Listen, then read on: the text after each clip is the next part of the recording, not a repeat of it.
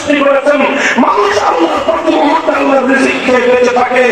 অথচ আল্লাহর সৃষ্টি এই মানব জাতির উপর যখন কিছু গায়রুল্লাহ নিজেদের বানানো আইন চাপিয়ে দেয়, তারা এই মানুষের উপর কত বড় জুলুম করে। খোদার কসম খেয়ে বলি, তাকে আলুস্তামাওয়াত ওয়াল আরদ ইয়াতাফাত্তারু, আসমান এবং জমিন ভেঙে পড়াচ্ছে। আরো ভয়ঙ্কর বিষয় হলো মানব জাতির উপর মানুষের বানানো আইন চাপিয়ে দেওয়া। বলেন, আপনার কথা বুঝতেছেন আমার? না শুধু স্লোগান দেওয়ার তালে আছেন? আরে ভাই, স্লোগান তো দিতে হবে, আগে কথাটা বুঝে তারপরে সবাই সেই কথার উপর স্লোগান আসবে। এই না বুঝে না শুনে স্লোগান দেওয়ার এই প্রবণতা, এটা আমি একেবারেই পছন্দ করি না। স্লোগান দিতে হবে, শুধু স্লোগান কেন, লড়তে হবে, লড়তে হবে, দিতে হবে, দিতে হবে। ইসলামের পথে আল্লাহ নবীকে রক্তে রঞ্জিত করে শাহাদাতের শীষে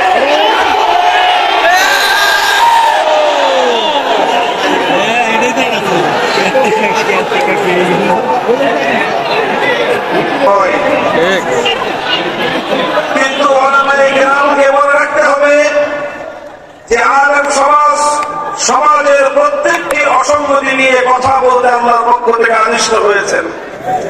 আলেম সমাজ আল্লাহর পয়গম্বরের পক্ষ থেকে জাতির প্রতিটি বিচ্যুতির ব্যাপারে জাতিকে সতর্ক করে সঠিক পথ নির্দেশনা দেওয়ার জন্য আদিষ্ট হয়েছেন।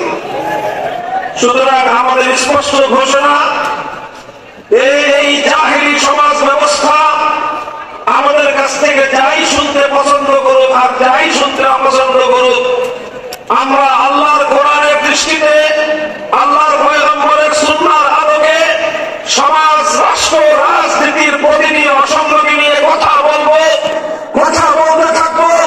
আমাদের কথা যদি কারো ভালো লাগে তবুও বলবো, আমাদের কথা যদি কারো অপছন্দ হয় তবুও বলবো, আমাদের কথা যদি কারো গাত্রদাহ হয়, সে চলতে ফুটতে চলে করে সরকার হতে পারে। ইনশাআল্লাহ আলেম সমাজের কণ্ঠ হকের কথা বলতে কখনো স্তম্ভিত হবে না।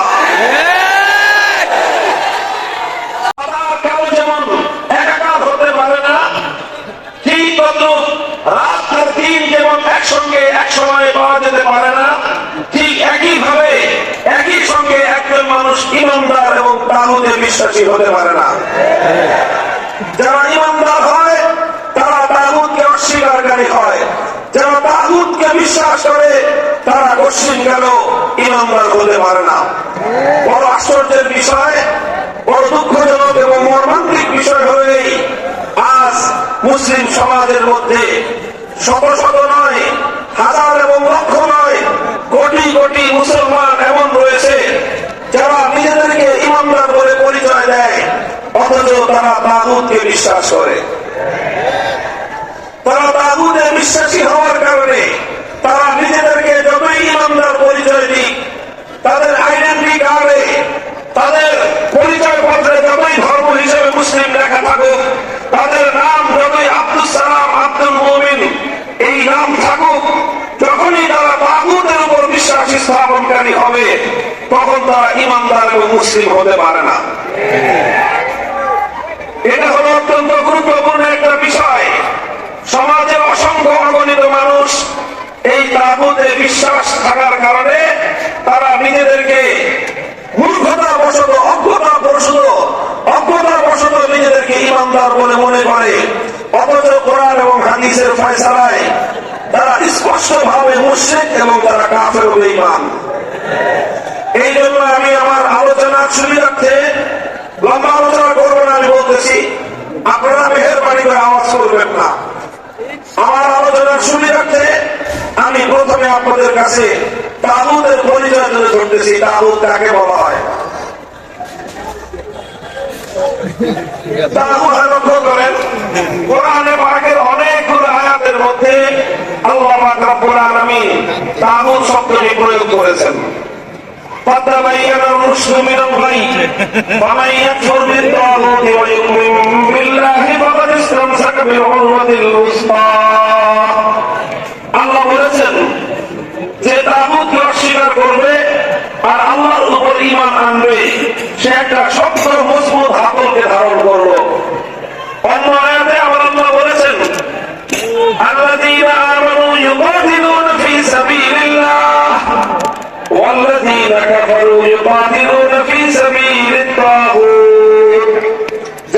ইমানদার তারা লড়াই করে কার পথে? চিৎকার করে বলেন, যারা ইমানদার তারা লড়াই করে কার পথে? والذين كفروا يقاتلون في سبيل الطاغوت। আর যারা কাফের এবং বেঈমান তারা লড়াই করে, সংগ্রাম করে, চেষ্টা করে তাগুতের পথে।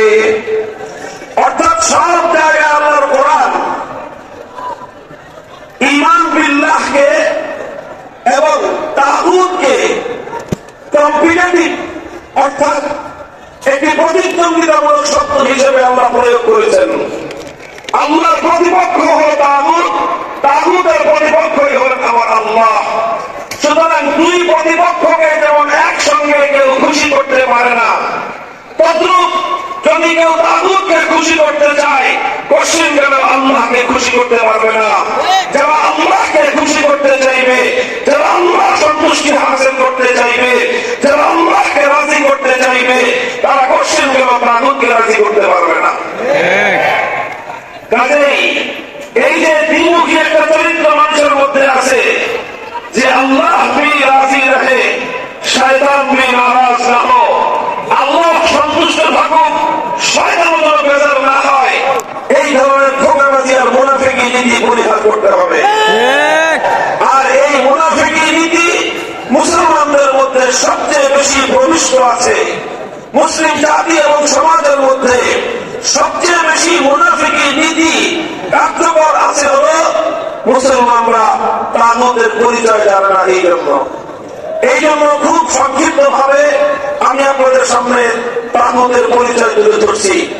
আমি বলছি, কোরআনে পাকের অনেকগুলো আয়াতের মধ্যে আল্লাহ পাক রব্বুল আলামিন তাগুতকে আল্লাহর প্রতিপক্ষ হিসেবে সাব্যস্ত করেছেন। এই জন্য কাদিমান ওয়া হাদিসান সাহাবায়ে কেরামের যুগ থেকে আজ পর্যন্ত যারাই পবিত্র কোরআন নিয়ে আলোচনা করেছেন, তাফসীর করেছেন, তারা সকলেই অত্যন্ত গুরুত্বের সঙ্গে তাগুতের পরিচয় তুলে ধরেছেন। এবং সেই সবগুলো কথা একত্রিত করলে তার সারাংশ যেটা দাঁড়ায় সেটা হলো তাগুতের পরিচয় বলা হয়, তাগুত ওই গায়রুল্লাহকে বলা হয়। গায়রুল্লাহ মানে আল্লাহ ভিন্ন পৃথিবীতে যা আছে সবই কি বলেন? আপনার কথা বুঝতেছেন আমার? না শুধু স্লোগান দেওয়ার নামে আছেন? আরে ভাই, স্লোগান তো দিতে হবে, আগে কথাটা বুঝে তারপরে সবাই সেই কথার উপর স্লোগান আসবে। এই না বুঝে না শুনে স্লোগান দেওয়ার এই প্রবণতা, এটা আমি একেবারেই পছন্দ করি না। স্লোগান দিতে হবে, শুধু স্লোগান কেন, লড়তে হবে, করতে হবে, দিতে হবে, দিতে হবে।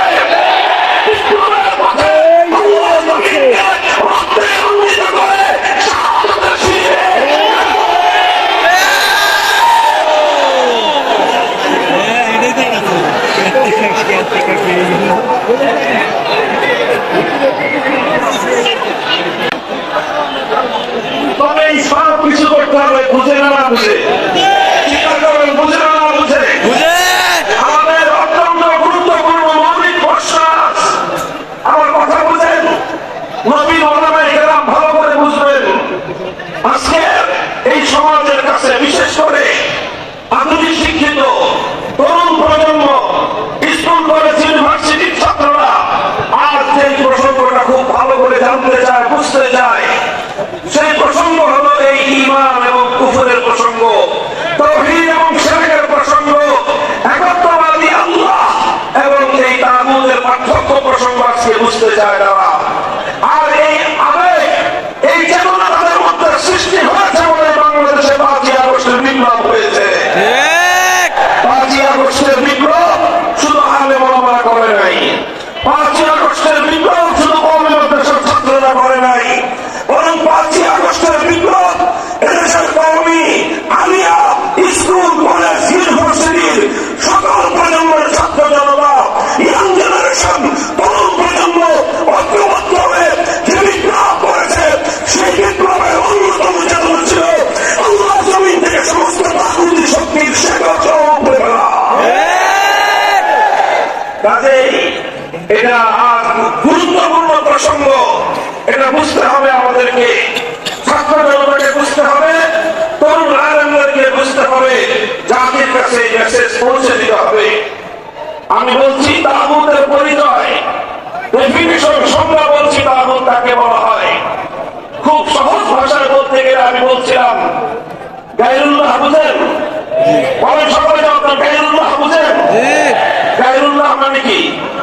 আল্লাহ ছাড়া, গায়রুল্লাহ মানে আল্লাহ ছাড়া এই পৃথিবীতে আল্লাহ ছাড়া যা আছে সবই গায়রুল্লাহ, আল্লাহ ছাড়া কায়নাতের মধ্যে যা আছে সব কি গায়রুল্লাহ। গায়রুল্লাহ। তো কোন গায়রুল্লাহকে যদি আল্লাহর আসনে বসানো হয় সেই গায়রুল্লাহকে বলা হয় তাগুত। যে গায়রুল্লাহকে আল্লাহর আসনে বসানো হবে সেই গায়রুল্লাহ কি তাগুত। তাগুত। যে গায়রুল্লাহ নিজে অথবা অন্য কেউ তাকে আল্লাহর আসনে বসানোর পর সে তার প্রতি সম্মত থাকবে সেই গায়রুল্লাহকে তাগুত বলা হবে। আরো সহজ ভাষায় যদি বলি, আমার আল্লাহ পাক রব্বুল আলামিনের কিছু বৈশিষ্ট্য আছে যেটা আল্লাহর জন্য নির্ধারিত, যে বৈশিষ্ট্য আল্লাহ ছাড়া অন্য কারোর জন্য বৈধ নয়, এমন কিছু বৈশিষ্ট্য আল্লাহ রয়েছে। আমরা সেই বৈশিষ্ট্যগুলো যদি কোন গায়রুল্লাহর জন্য সাব্যস্ত করা হয় তখনই সেই গায়রুল্লাহ তাগুতে পরিণত হয়। যেরকম সহজ দৃষ্টান্ত দিলে আপনারা বুঝবেন, ইবাদতের একমাত্র মালিককে চিৎকার করবেন, একেবারে মাছ মাখলে শেষ পর্যন্ত বলবেন ইবাদতের একমাত্র মালিককে, ইবাদতের একমাত্র উপযুক্তকে। এখন যে ইবাদত একমাত্র আল্লাহর প্রাপ্য, সেই ইবাদত যদি আল্লাহ ছাড়া কোনো গায়রুল্লাহকে দেওয়া হয় তাহলে সেই গায়রুল্লাহ কি বলা হয় তাগুত। যেমন ইবাদত কেউ যদি আল্লাহকে না করে লাত, মানাত, উজ্জা, হুবল এই সমস্ত দেব দেবতাকে ইবাদত করে তাহলে সেই দেব দেবতাগুলোকেই বলা হয় তাগুত। এটা ছিল সেই যুগের তাগুত। আর আজকের যুগে এই যে দুর্গা, সরস্বতী, কালী নামে যত মূর্তির পূজা মানুষ করে, এই প্রত্যেকটা মূর্তিকে মানুষ আল্লাহর আসনে বসায়। যে ইবাদত এক আল্লাহর উপযুক্ত ছিল, যে ইবাদত একমাত্র আল্লাহর জন্য নির্ধারিত ছিল, সেই ইবাদতকে আল্লাহর জন্য না করে দুর্গার জন্য করলো, কালীর জন্য করলো, সরস্বতীর জন্য করলো, নানা ধরনের মূর্তির জন্য করলো। সুতরাং এই মূর্তিগুলা যখনই মানুষ এই মূর্তির পূজা করে তখনই এই মূর্তিগুলো তাগুতে পরিণত হয়।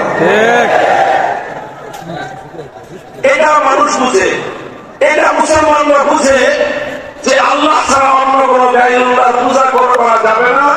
কেন? তাহলে একত্রবাদ থাকবে না। ইবাদতের উপযুক্ত একমাত্র কে?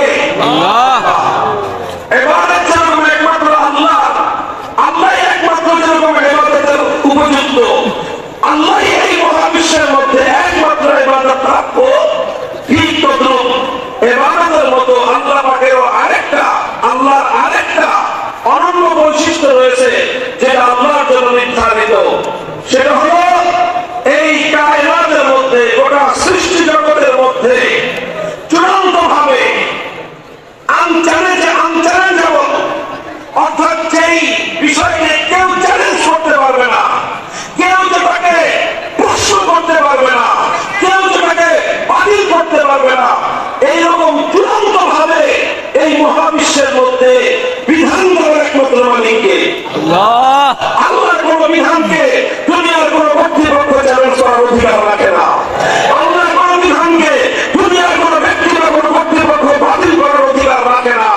আল্লাহর কোন বিধানের ব্যাপারে দুনিয়ার কোন কর্তৃপক্ষ, দুনিয়ার কোন ব্যক্তি প্রশ্ন করবার অধিকার রাখে না। এই প্রশ্নহীন চূড়ান্ত বিধান দেওয়ার একমাত্র মালিককে, ইবাদতের একমাত্র মালিককে, বিধান দেওয়ার চূড়ান্ত ক্ষমতার মালিক একমাত্র কে? ইবাদতের মধ্যে দিকেও আল্লাহ ছাড়া কোন গায়রুল্লাহর ইবাদত করে তাহলে এটাকে বলা হয় শিরক ফিল ইবাদত, অর্থাৎ ইবাদতের মধ্যে শিরক করলো কেউ। ঠিক তদ্রুপ যে আইন তৈরি করবার একচ্ছত্র চূড়ান্ত ক্ষমতা আল্লাহর জন্য নির্ধারিত, সেই আইন তৈরি করার ক্ষমতা যদি কেউ আল্লাহ ছাড়া অন্য কোন গায়রুল্লাহকে প্রদান করে, অন্য কোন ব্যক্তি অথবা কোন গোষ্ঠীকে যদি কেউ প্রদান করে, অন্য কোন গোষ্ঠী যদি আল্লাহর কোন আইনকে চ্যালেঞ্জ করে কোন আইন তৈরি করে, তাহলে সেই ব্যক্তিও সেই গোষ্ঠীও তাগুতে পরিণত হয়। মুহতারাম হাজিরিন, আমরা তাওহীদ ফিল ইবাদাতকে বিশ্বাস করি, কিন্তু তাওহীদ ফিল হাকিমিয়্যাহ, আইন তৈরি করার ক্ষেত্রে সার্বভৌম আইন তৈরি করবার ক্ষমতা যে একমাত্র আল্লাহর, এই বিষয়ে লক্ষ কোটি মুসলমান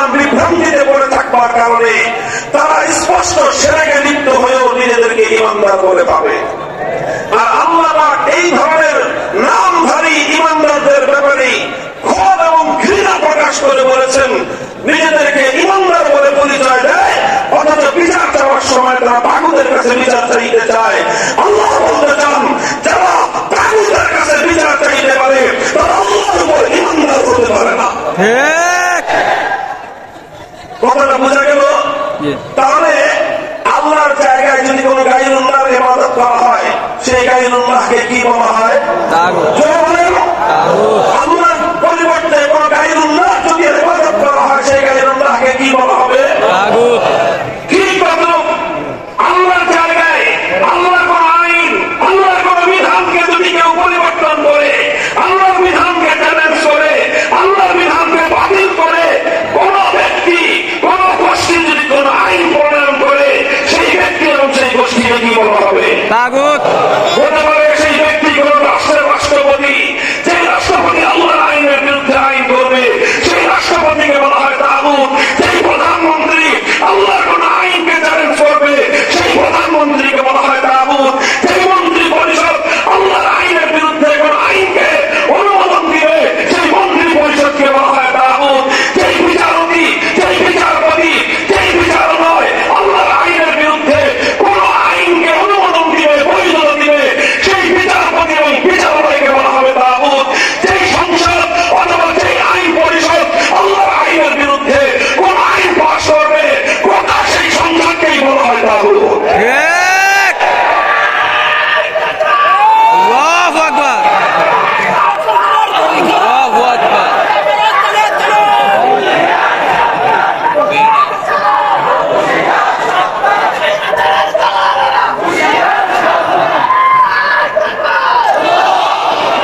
মুহতারাম হাজিরিন, এই তাগুত আপনারা চিন্তা করেন, কোন মুসলমান যে নিজেকে ইমানদার বলে পরিচয় দেয়, তাকে যদি দুর্গার পূজা করতে বলা হয়, সে রাজি হবে?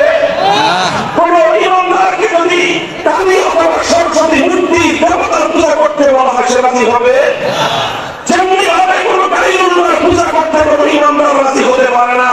ঠিক তদ্রুপ আল্লাহর আইনের বিরুদ্ধে সংসদ যখন কোন আইন পাস করে, আল্লাহর আইনের বিরুদ্ধে মন্ত্রী পরিষদ যখন কোন আইনের অনুমোদন দেয়, আল্লাহর আইনের বিরুদ্ধে কোন রাষ্ট্র ব্যবস্থা যখন কোন আইন করে, কোন ইমানদার নিজের দেহে এক ফোঁটা রক্ত থাকতে, দেহে প্রাণ স্পন্দন থাকতে, আল্লাহর আইনের বিরুদ্ধে যত বড় রাষ্ট্র হোক না কেন, রাষ্ট্রের সে আইনকে সে মানতে পারে না। আল্লাহু আকবার। মাশাআল্লাহ।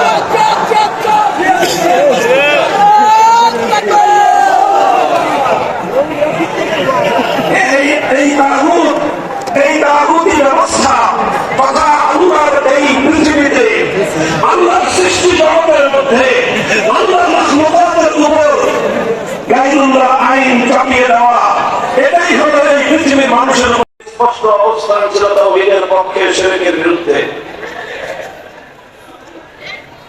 তাওহীদের মূল কথা যেরকম একত্ববাদ,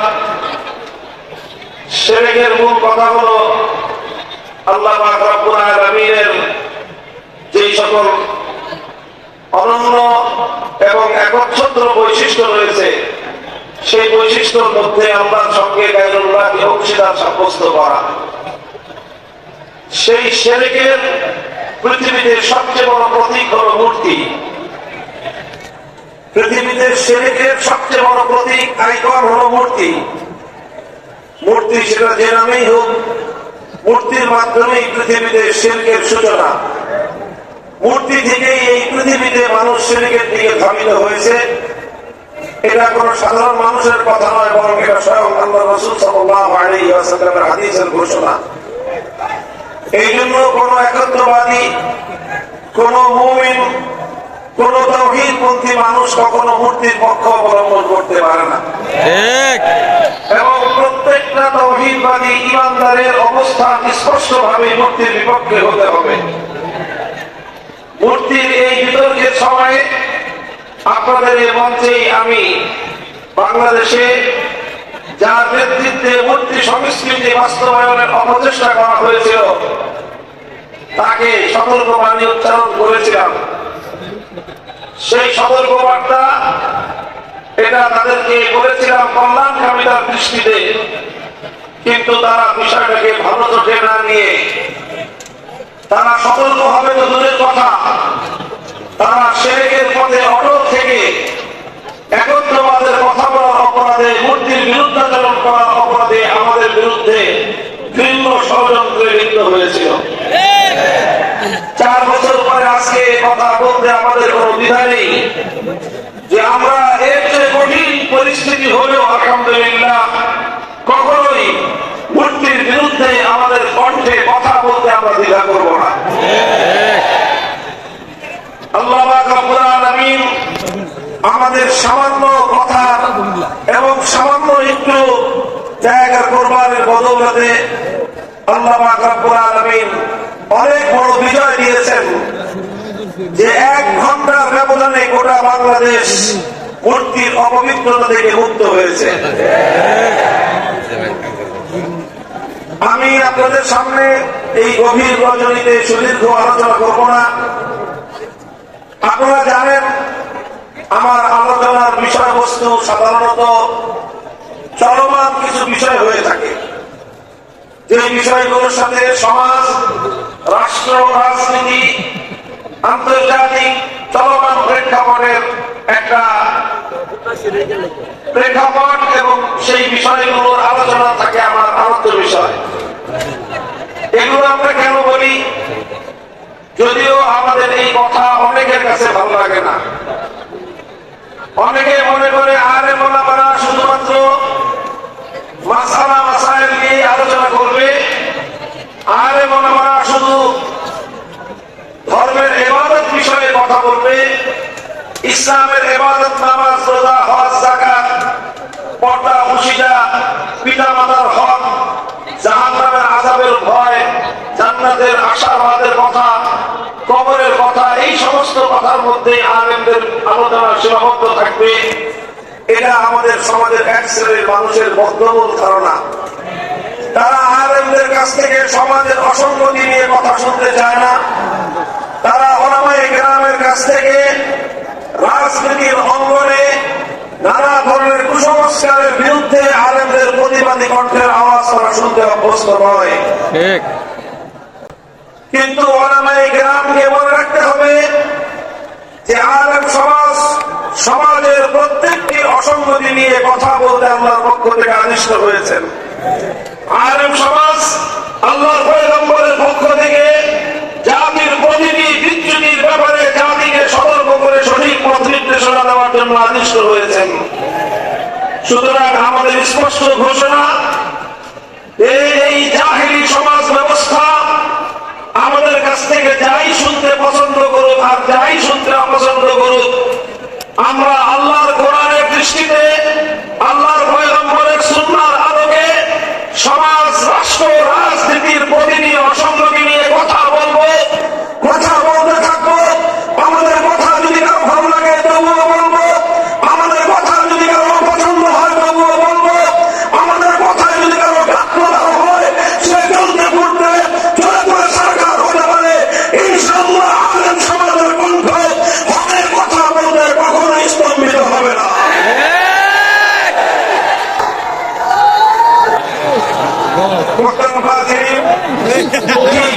একটি প্রসঙ্গ নিয়ে একটি ঐতিহাসিক প্রেক্ষাপট আলোচনা করে বর্তমান সময়ের সবচেয়ে গুরুত্বপূর্ণ জাতীয় যে ইস্যু, সেই বিষয়ে ওলামায়ে কেরামের পক্ষ থেকে প্রতিনিধিত্বশীল কিছু কথা আমি আপনাদের সম্মুখে তুলে ধরব। আমি আপনাদের সম্মুখে আল্লাহর কোরআনে পাকের সূরাতুন নিসার 7 নম্বর আয়াতটি তেলাওয়াত করেছি। আল্লাহ পাক রব্বুল আলামিন আমার এই তেলাওয়াতকৃত আয়াতের মধ্যে অত্যন্ত ক্ষোভ এবং ঘৃণা নিয়ে এক শ্রেণীর মানুষের ব্যাপারে আশ্চর্য প্রকাশ করেছেন। আল্লাহ বলেছেন, আলাম তারা ইলাল্লাযীনা ইয়াযুমুনা আন্নাহুম আমানু বিমা উনজিলা ইলাইকা ওয়া মা উনজিলা মিন ক্বাবলিক ইউরিদুনা আন ইয়াতাহাকামু ইলা আত-তাগুতি ওয়া قد أمروا أن يكفروا به ويريد الشيطان أن يضلهم ضلالا بعيدا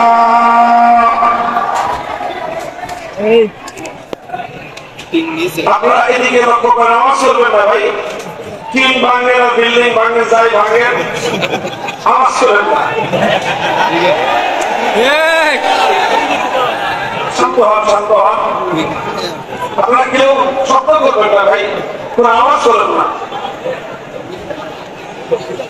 এগুলো একটা ব্যবস্থাপনার জন্য মাদ্রাসার পক্ষ থেকে ইন্তেজামিয়ার পক্ষ থেকে এটা দেওয়া হয়েছে আপনারা বিশৃঙ্খলা করবেন না মেহরবানি করে মাহফিলটা আমাদেরকে সমাপ্ত করতে চান আপনারা এভাবে কেউ দিন হাত দিবেন না কেউ দিন হাত দিবেন না দয়া করে কেউ দিন হাত দিবেন না আপনারা পিছন থেকে সরে যান সামনে দিয়ে চলে যান একটা আওয়াজ শুনতে থাকেন দেখতে হবে এমন কোনো জরুরি কিছু না মেহরবানি করে এত বড় মজমাকে বিশৃঙ্খল করবেন না আপনারা কেউ এখানে যারা আছেন আর নতুন করে কোনো টিম ভাঙার চেষ্টা করবেন না আমরা আপনাদের কাছে বিনীত অনুরোধ করতেছি আপনারা মাঝখানটাকে অল্প কিছু সময় কথা বলবো এই কথা বলার মধ্যে যদি আপনারা মাঝখানে বিঘ্ন সৃষ্টি করেন মনোযোগ যদি সৃষ্টি করেছেন মানুষ আল্লাহর প্রতি মুহূর্তে আল্লাহর রিজিক খেয়ে বেঁচে থাকে অথচ আল্লাহর সৃষ্টি মানব জাতির উপর যখন কিছু গায়রুল্লাহ নিজেদের বানানো আইন চাপিয়ে দেয়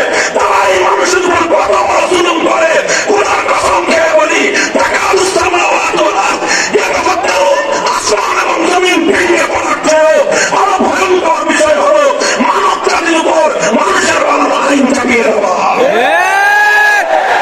এই অভিশাপ মুসলমানদের মধ্যে দীর্ঘ একটা সময় পর্যন্ত ছিল না সাহাবীদের যুগে ছিল না খেলাফতে রাশিদের যুগে ছিল না খেলাফতে বনু উমাইয়ার যুগে ছিল না খেলাফতে বনু আব্বাসিয়ার যুগে কোনদিনও কোন মুসলমান এই কথা কল্পনাও করতে পারত না যে মুসলিম সমাজের মধ্যে গায়রুল্লাহর কোন আইনের দ্বারা সমাজ পরিচালিত হবে সর্বপ্রথম এই অভিশাপ মুসলিম জাতির উপর চেপে বসলো যখন তাতারিরা মুসলমানদের জাতির উপর তাতারিরা মুসলিম বিশ্বের উপর হামলে পড়লো তারা আগ্রাসন শুরু করলো মুসলমানদের খেলাফত ধ্বংস করে মুসলমানদের খেলাফতের কেন্দ্রবিন্দু বাগদাদকে ধ্বংস করে তারা মুসলিম বিশ্বের বিপুল জায়গা দখল করে তাতারিরা ক্ষমতা হস্ত কেড়ে নিল আর সর্বপ্রথম এই তাতারি মঙ্গলী সম্প্রদায় মুসলিম জাতির উপর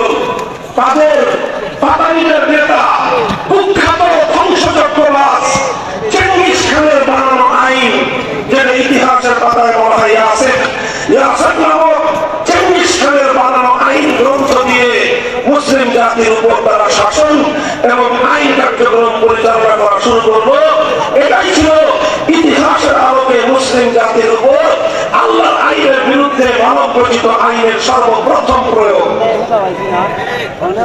যখন এই তাতারিরা মুসলমানদের উপর চেঙ্গিস খানের বানানো আইন প্রয়োগ করলো ওলামায়ে কেরাম সর্বশক্তি দিয়ে মুসলিম উম্মাহ সর্বশক্তি দিয়ে এটাকে প্রতিরোধ করার চেষ্টা করলেন গায়রুল্লাহর আইনকে রুখে দেওয়ার জন্য প্রতিটি জনপদ থেকে ওলামায়ে কেরাম প্রতিটি জনপদ থেকে ওলামায়ে কেরাম তারা আওয়াজ উঠালেন প্রতিটি জনপদ থেকে ওলামায়ে কেরাম তাতারিদের বিরুদ্ধে সংগ্রাম শুরু করলেন প্রতিটি মুসলিম জনপদ থেকে মুসলমানদের উপর চাপিয়ে দেওয়া এই অভিশপ্ত ব্যবস্থা উদ্ধার করার জন্য তারা চেষ্টা করবেন এই চেষ্টা করতে গিয়ে অনেক আলেমদেরকে শাহাদাতে রক্ত দিতে হয়েছে জীবন দিতে হয়েছে কারাবরণ করতে হয়েছে শেখুল ইসলাম ইবনে তাইমিয়া রাহমাতুল্লাহি আলাইহি 6 বার তিনি কারাবরণ করেছেন কারাপ্রকোষ্ঠে জীবনের দীর্ঘ সময় তিনি অতিক্রম করে দিয়েছেন কিন্তু গায়রুল্লাহর আইন আল্লাহর আইনের পরিবর্তে মুসলিম জাতির উপর চাপিয়ে দেওয়াকে তিনি মেনে নিতে পারেন নাই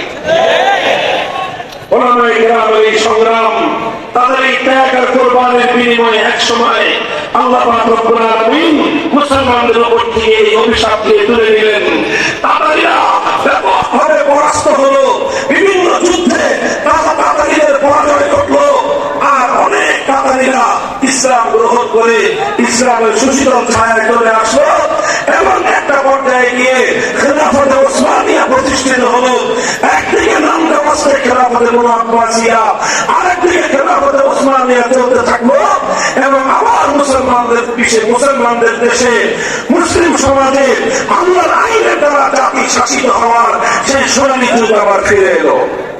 এভাবেই চলতে চলতে চলতে চলতে 1757 সালে এই ভারতবর্ষকে দখল করলো ইংরেজ সাম্রাজ্যবাদ, ব্রিটিশ সাম্রাজ্যবাদ আমাদের ভারতবর্ষ দখল করলো। ওদিকে ফ্রান্স সাম্রাজ্যবাদ আফ্রিকার বিভিন্ন মুসলিম অঞ্চলগুলোকে দখল করলো। ইতালি বিশাল মুসলিম এলাকা দখল করে নিল। এইভাবে পশ্চিমা সাম্রাজ্যবাদীরা মুসলিম দেশ এবং মুসলিম জনপদগুলোকে দখল করে নিয়ে সেই জায়গাগুলো থেকে আল্লাহ আইনকে উৎখাত করে দিয়ে, কোরআনের শাসন ব্যবস্থাকে উৎখাত করে দিয়ে আল্লাহর আইনের জায়গায় সাম্রাজ্যবাদী ব্রিটিশ আইনের দ্বারা মুসলিম জাতিকে তারা শাসন করতে শুরু